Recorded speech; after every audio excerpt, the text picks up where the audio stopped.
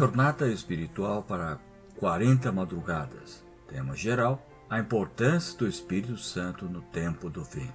Quinto dia. Tema do dia: quando o Espírito Santo será retirado da terra e de quem será retirado.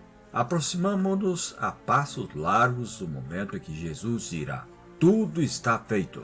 Apocalipse capítulo 21, versículo 6. Quando esse momento chegar, Jesus deixará de atuar como sumo sacerdote, nosso intercessor no santuário celestial, e assumirá sua posição de Rei dos Reis e Senhor dos Senhores. Apocalipse capítulo 19, versículo 16. Quando Jesus concluir seu ministério como sumo sacerdote, a porta da graça será fechada. Para os moradores da terra, Jesus dirá: continue o injusto fazendo justiça. Continue o mundo ainda sendo imundo. O justo continue na prática da justiça. E o santo continue a santificar-se. Apocalipse capítulo 22, versículo 11. Paralelamente, o trabalho do Espírito Santo também cessará na terra.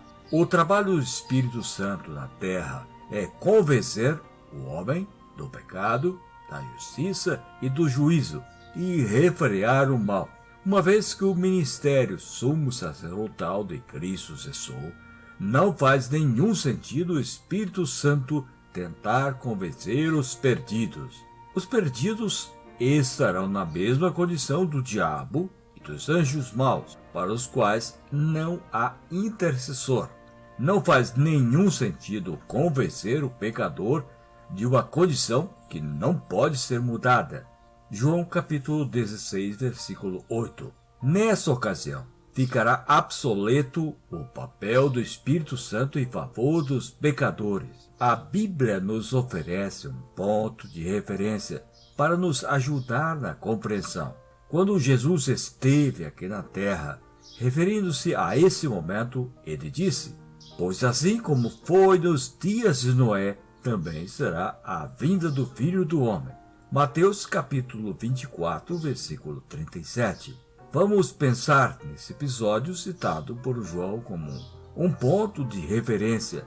Enquanto a porta da arca estava aberta, qualquer antediluviano poderia entrar. No entanto, uma ação de Deus fechou a porta por fora. Pronto. Ninguém mais poderia entrar e ninguém mais poderia sair.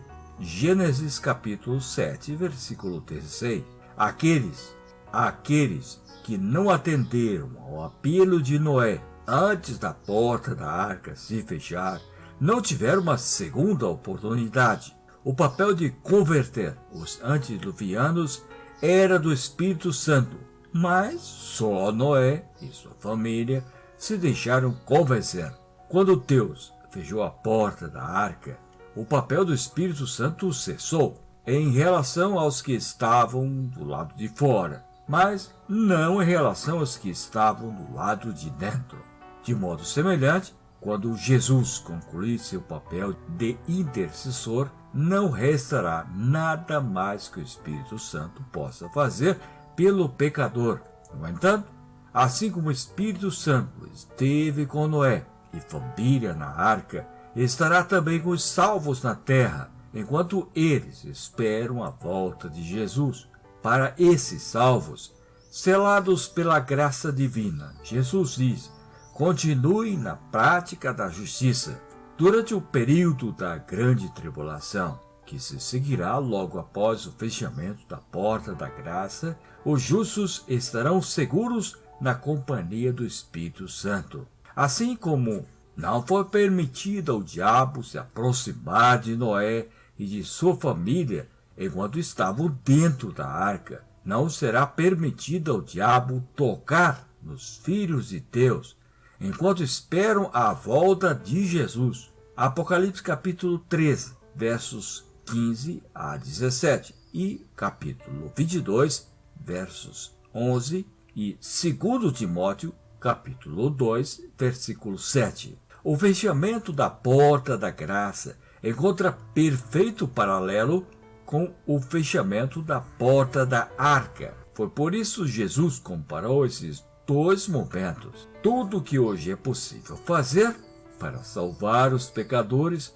o Pai, o Filho e o Espírito Santo estão fazendo. Essas ações conjuntas à Trindade podem receber o nome de graça. Paulo escreveu a graça com essas palavras: porque pela graça sois salvos, por meio da fé. E isso não vem de vós, é dom de Deus, não de obras, para que ninguém se glorie. Efésios capítulo 2, versículos 8 e 9.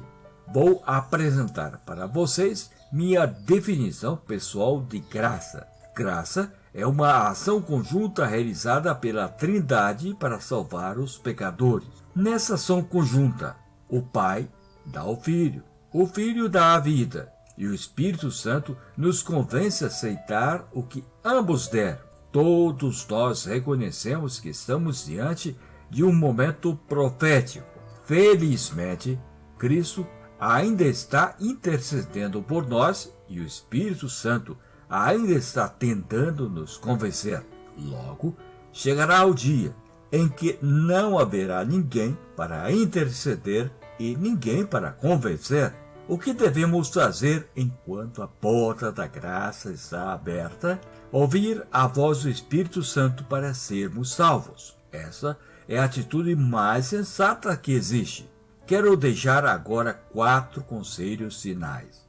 Primeiro, ore e peça que o Espírito Santo lhe convença do amor divino. Segundo, ore e peça para que o Espírito Santo faça de você o melhor seguidor de Cristo. Terceiro, ore e peça para que o Espírito Santo faça de você um Noé moderno, pronto para anunciar que ainda há esperança. Quarto, ore e envie o livro O Grande Conflito, PDF, para quantas pessoas o Espírito Santo lhe sugerir. Autor do texto, pastor Jair Góes. Leitura de Carlos Bock. Tenha um dia abençoado e muito feliz, cheio do Espírito Santo. Amém.